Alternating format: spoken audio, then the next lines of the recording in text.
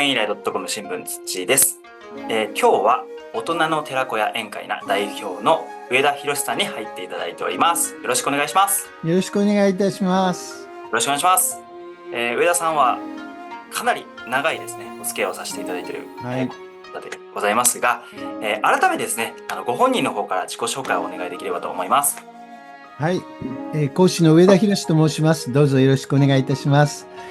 私はですね、大正時代末期に創業された新宿区の荒木町というところで料亭を営んでおりました。今廃業して料亭自体はやってないんですが、そういう意味ではですね、幼少期からおもてなしの世界に触れ、その文化が私の原点となっております。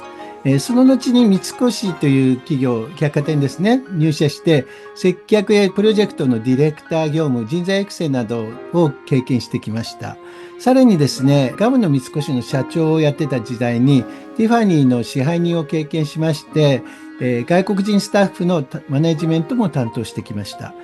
その後、フロリダのウォルト・ディズニー・ワールドで、ワールドショーケースって言って、世界11カ国が万博みたいにパビリオンを開いてるんです。そこの日本館の総責任者として、240名の人材育成と統括をしながら、ディズニーという舞台で世界中の人たちにですね、日本の文化、おもてなしなんかを伝えるというアンバサダー的な役割をしてきました。帰国後はですね、コーチングを学び、企業研修、講演、執筆活動などですね、国内は全部47都道府県全部行きましたかね。さらに台湾ですとか、フロリダのディズニー、あとはロンドン、それからシンガポールなんか、海外でもお話をさせていただいております。私の経験を通してですね、皆さんに価値ある学びをお届けできればと思っております。よろしくお願いいたします。ありがとうございます。いろんなところでね、講演をやられていらっしゃるということなんですけども、上田さんが講演、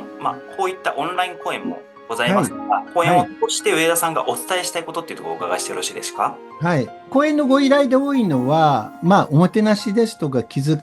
あと人材育成ですね。あと、コーチをしておりますので、職場を良くするコミュニケーションですとか、働く人のモチベーションアップなんかのご依頼がすごく多いです。現代のようにですね、動きが激しい時代ですよね。というと、私的には不易流行という言葉がしっくりくるんですが、不易っていうのは、時代が変わっても変えてはいけない本質の部分ですね。これは大事な部分ですね。これを守りつつですね、時代に合わせて変化を取り入れることが重要ですね。これが流行の部分になると思います。このバランスがとても大切にあるような気がします。で、このように変化の激しい時代においてですね、企業や組織がですね、持続的に成長するためには、心力という、心の力、人を思いやる気持ちですとかね。あとは、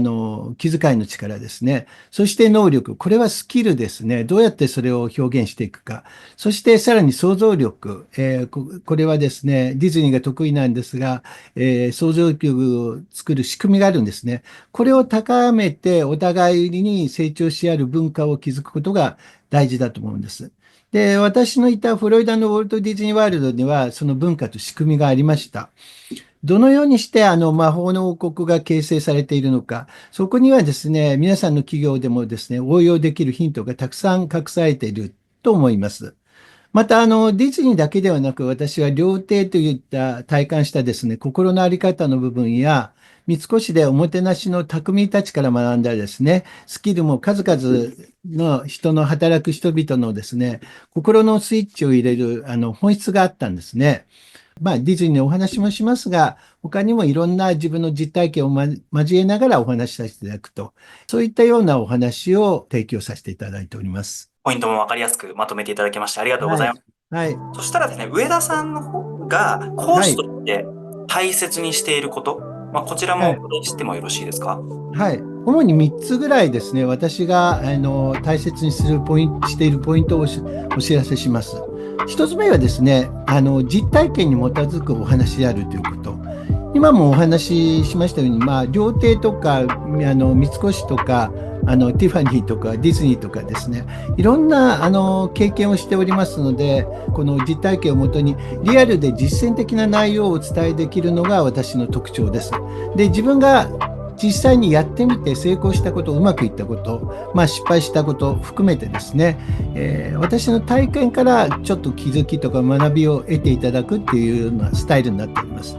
で、2つ目はですね、分かりやすく現場で活かせる伝え方ということですね。私はコーチでもあるので、どうすれば相手に伝わるかっていうのをですね、徹底的に考えております。常に考えております。ですから、企業の皆様が求めるテーマをですね、分かりやすく実践しやすい形でですね、言語化してお届けするということをいつも心がけています。そのためには、受講生の皆さんから、理解しやすいとか気づきが多かったなどのですね、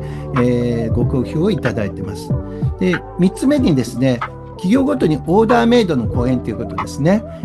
これは土屋さんもよくご存知なんですが、事前の打ち合わせってすごく大事にしておりますので、講演は一方方向ではなく、企業の皆様が何を伝えたいのかをしっかりヒアリングした上で構成していきます。限られた時間の中でですね、企業の課題や目的に合った内容をオーダーメイドで提供していくと。で、それに私自身の経験と皆さんが伝えたいメッセージを掛け合わせて、より効果的な講演を伝えていくということを心がけております。以上3つがですね、私が常に意識している、ポイントでございます。ありがとうございます。私も、上田さんの講演に関しましては、2012年からもう10年以上携わらせていただいて、そうですね。はい。数としても、100回ぐらいですね、私の方が、一応させていただいたというところもありまして、一つ一つ講演に関しましても、丁寧に準備をしていただいて、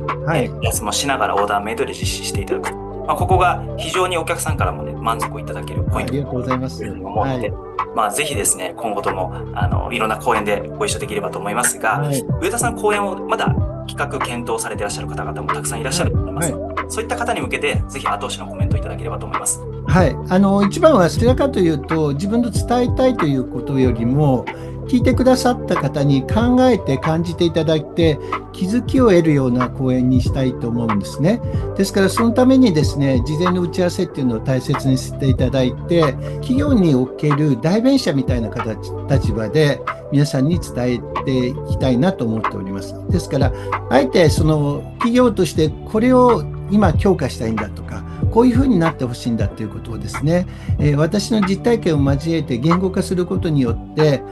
外からのボールを投げることによって中にいる企業の人たちがですね、気づきですね、モチベーションのスイッチが入るきっかけ作りをできればいいかなと、いつもそんなふうに思ってます。ありがとうございます。ではぜひですね、上田さんの講演を検討いただければと思いますので、よろしくお願いいたします。よろしくお願いいたします。